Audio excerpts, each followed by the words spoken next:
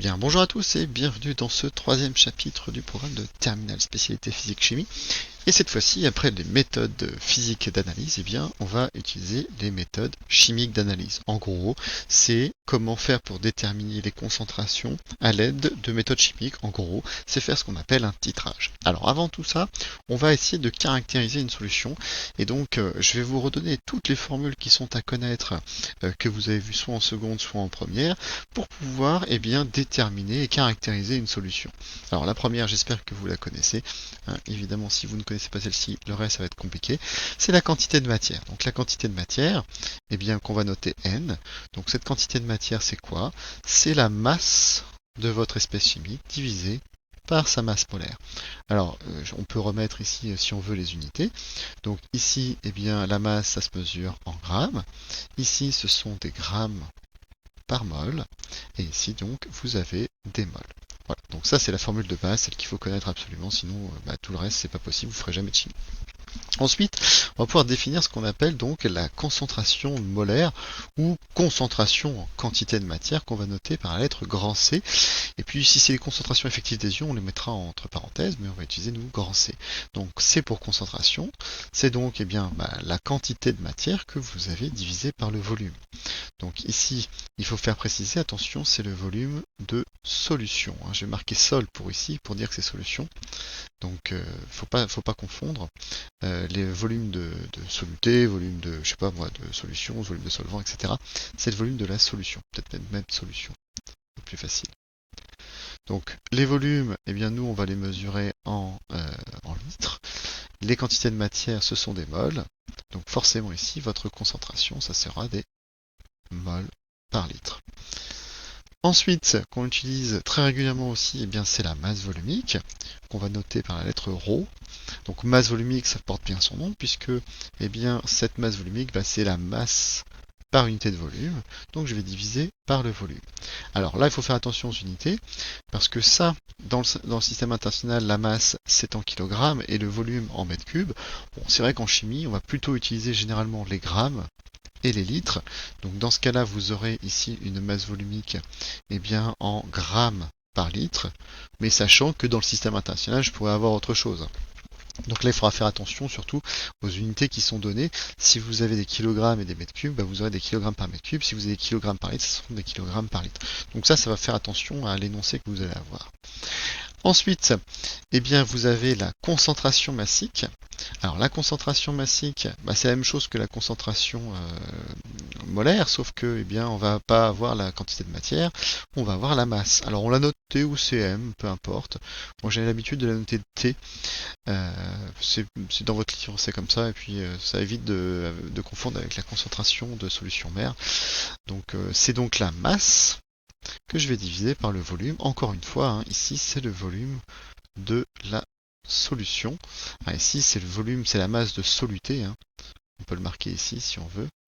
Et donc au point de vue de vos unités, ici vous avez souvent des grammes, ici des litres, ce qui veut dire que vous aurez donc des grammes par litre. Voilà, alors ça c'est vraiment la base de la base, ça, si vous ne savez pas ça c'est compliqué. Donc d'autres qui reviennent assez régulièrement, c'est par exemple la densité. Alors pour la densité, qu'on va noter petit d, en fait c'est le rapport de la densité, c'est quoi? C'est le rapport de la masse volumique de votre espèce chimique divisé par une masse volumique de référence. Alors si c'est un gaz, c'est l'air, et si c'est un liquide ou un solide, ça sera l'eau. Alors le ρ de l'eau, c'est la masse volumique de l'eau, vous devez savoir que ça fait donc 1 kg par litre, 1 litre d'eau c'est 1 kg. Par contre, il faudra bien faire attention ici à vos unités, puisque si je le mets en grammes par litre, comme on avait vu tout à l'heure, par contre, évidemment, il faudra multiplier par 1000. C'est donc 1000 grammes par litre. Alors vous allez me dire, quel est l'intérêt ici d'avoir une formule de densité pour diviser par quelque chose qui est égal à 1? Justement, en fait, tout va dépendre de vos unités. Si dans votre énoncé, votre masse volumique est donnée en grammes par litre, il faudra bien penser, pour calculer votre densité, à diviser non pas par 1, mais par 1000. Il faut avoir donc homogénéité entre vos unités. Donc si la masse volumique est en grammes par litre, il faudra utiliser le ρ de l'eau égale 1000 grammes par litre. Évidemment, sinon vous aurez un problème de puissance de 10. Alors, on va faire en sorte que ici, si je mets par exemple des grammes par litre, Hein. Ici, il faut absolument aussi des grammes par litre. Et c'est là qu'il faudra faire très très attention, et ça, ce sera donc sans unité. Donc sans unité à cet endroit. Et dernière formule qu'il faut absolument connaître pour pouvoir faire un peu de chimie, c'est la relation de la dilution. Vous devez savoir qu'au cours d'une dilution, vous allez avoir conservation de la masse ou de la quantité de matière. Donc on va pouvoir écrire que la quantité de matière dans la solution mère va être égale à la quantité de matière dans la solution fille. Et donc, comme on sait que, d'après la formule qui se trouve ici, la quantité de matière, c'est la concentration fois le volume, on va pouvoir transformer ça en donc Cm pour mère fois Vm de solution mère égale Cf pour solution phi, concentration de la solution phi, fois Vf pour la solution phi. Alors, je ne vais pas mettre d'unité ici parce qu'en fait, il faut que les concentrations qui sont là et là soient dans les mêmes unités et les volumes dans les mêmes unités. Des fois, ça sert à rien. La plupart du temps, il faudra donc calculer le volume de solution mère. Si vous avez un volume de solution phi en millilitres, vous aurez un volume de solution mère en millilitres, ce qui n'est pas très grave. On peut le laisser en millilitres. Il n'y a pas besoin forcément de faire de conversion. Voilà, alors ça c'était les rappels, c'est ce que vous devez déjà savoir. Maintenant, il y a une manière de caractériser une solution qui vous ne connaissez pas, c'est ce qu'on appelle le titre massique en soluté. Donc le titre massique pour aller un peu plus vite, ou on peut aussi appeler ça le pourcentage massique.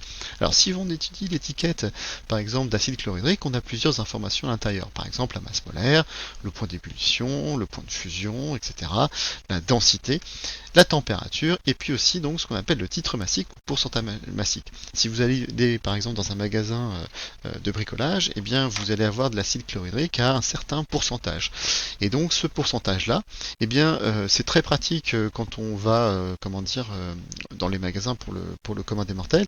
Par contre, en chimie, nous, on va plutôt utiliser souvent les concentrations molaires. Et donc, on va essayer de voir comment est-ce qu'on fait pour passer de ce titre massique aux concentrations molaires. Alors déjà, premièrement, qu'est-ce que ça veut dire ce pourcentage-là? Comme tout pourcentage, c'est une fraction. Donc cette fraction-là, c'est quoi? Ça va être, comme c'est un titre massique, ça va être la masse de soluté que vous allez diviser par encore une masse. Donc c'est la masse de solution. Ce titre massique, on va pouvoir le noter de deux manières différentes, soit W, soit PM pour pourcentage massique. J'utiliserai plutôt la notation W. Donc W égale ça. Et donc ça, W, c'est en pourcentage. C'est-à-dire qu'il faudra penser à multiplier par 100 pour pouvoir avoir une valeur en pourcentage. Sinon, vous aurez un titre massique égal à 0,37. Ici, voilà, c'est toujours compris forcément entre 0 et 1. Mais si vous voulez un pourcentage, il faudra multiplier par 100 pour avoir cette valeur-là. Voilà. Alors ça paraît tout bête, mais vous allez voir que dans les exercices, c'est un petit peu plus compliqué, donc il va falloir qu'on s'entraîne. Alors, premier exercice, ici, justement, il va falloir maîtriser toutes ces formules. Ça, c'est la base de la chimie. Il faut maîtriser toutes ces formules pour pouvoir faire les calculs correctement. Alors, première question, calculer la concentration massique en chlorure d'hydrogène apportée de la solution d'acide chlorhydrique dont le flacon porte l'étiquette précédente. Voilà. Donc déjà, souvent, il vaudra mieux passer par la concentration massique et après avoir la concentration molaire, ça va être un peu plus simple. On peut faire les deux d'un coup, mais c'est un peu plus compliqué. Donc voilà, moi, je veux la concentration massique, j'ai ça comme information. Alors j'en ai qui servent à rien, les températures de fusion et d'ébullition, on s'en moque. Par contre, j'ai peut-être des informations importantes, la masse molaire et la densité. Alors donc, on va essayer de rappeler la formule que l'on connaît pour calculer la concentration massique. Alors, je vais calculer la concentration massique. Donc, la formule que moi je connais, c'est quoi? C'est que la concentration massique, c'est donc la masse de soluté que je vais pouvoir diviser par le volume de la solution. Or, ici, je n'ai rien pour la calculer. Qu'est-ce que j'ai dans mon énoncé qui va me permettre de peut-être m'en sortir? Alors, on vous donne plusieurs choses. On vous donne le titre massique et on vous donne la densité. La masse molaire, on comprend bien qu'on va l'utiliser, mais pour plus tard, puisque pour la deuxième question, comme il faut déduire la concentration molaire, on sait assez facilement de passer de la concentration massique à la concentration molaire. C'est justement la relation avec la masse molaire. Donc, il va falloir peut-être exploiter ces deux formules-là. Donc, densité et titre massique. Ce que je vais faire, c'est que je vais les écrire.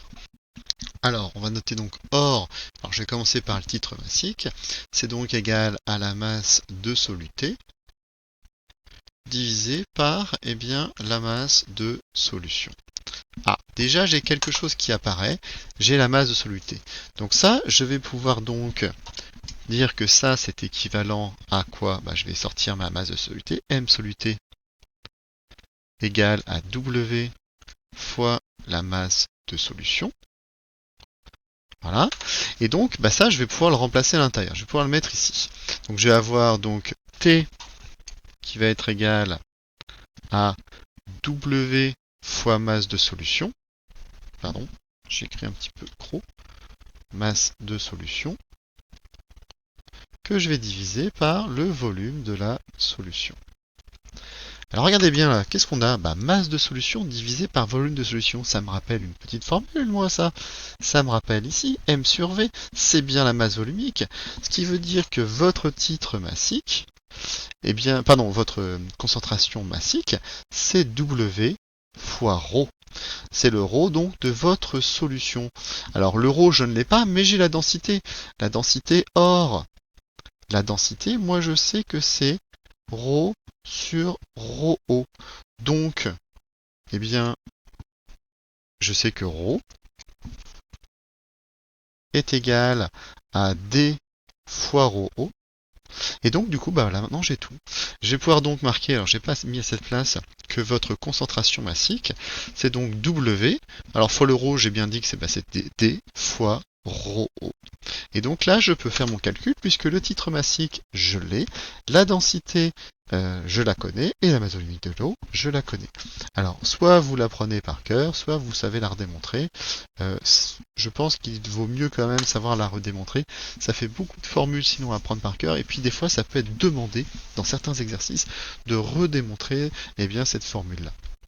Alors bah maintenant c'est parti, le titre massique je le connais, donc parce que c'est de l'acide chlorhydrique à 37%, donc 37% c'est-à-dire, j'ai marqué en rouge, on va pas marquer en rouge quand même, donc c'est 0,37 fois la densité de votre, si vous regardez de l'autre côté c'est 1,18 fois eh bien, le ρ de l'eau.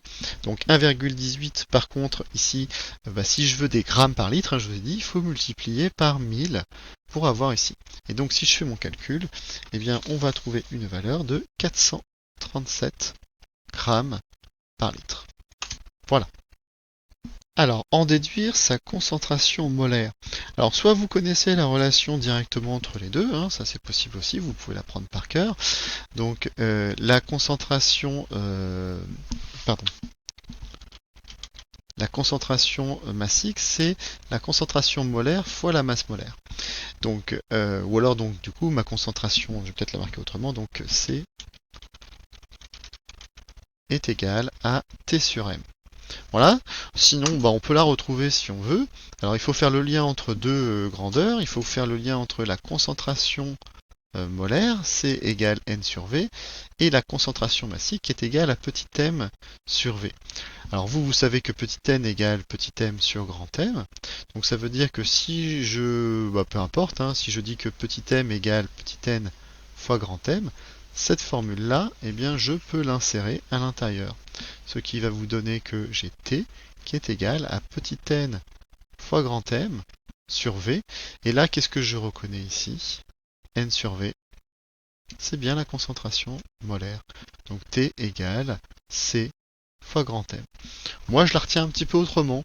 Alors, j'ai enfin réussi à reprendre. Si j'écris la concentration massique comme étant passée, mais Cm, eh bien, je sais que Cm égale Cm. Donc, ça veut dire petite Cm égale C fois grand M. Donc, c'est comme ça aussi que on peut la retenir. Maintenant, j'ai appris à la retenir comme celle-ci. Cm égale Cm, c'est facile à retenir. Et comme ça, je peux passer assez facilement de ma concentration massique à ma concentration molaire. Alors, bah donc c'est parti, on y va. Donc c'est T sur M. T, eh ben, je viens de le calculer, je sais que c'est W fois D fois ρ que je divise par la masse molaire. Alors si je passe le calcul, hein, je fais 437 divisé par la masse molaire qui est de 36,46. Et dans ce cas-là, eh bien, on va trouver 12 moles par litre. Donc en gros, si je résume, eh bien une solution d'acide chlorhydrique à 37%, c'est une solution excessivement concentrée puisque je suis à 12 moles par litre. Hein. Donc ça veut dire que c'est véritablement très dangereux et qu'il va falloir faire très attention. C'est pour ça que vous avez des pictogrammes de sécurité en disant que c'est un produit dangereux et en même temps que c'est un produit corrosif. Voilà.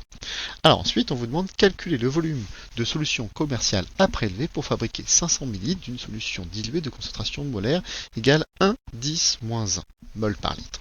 Alors là, je reconnais quoi? La formule de la dilution. Je sais donc que la concentration de la solution mère fois le volume de solution mère est égal à la concentration de la solution fille fois le volume de solution fille. Alors qu'est-ce qu'on me demande de calculer? C'est combien j'ai prélevé donc de ma solution mère pour pouvoir avoir une concentration donnée.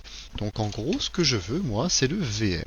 Donc VM égale CF fois VF que je divise par CM.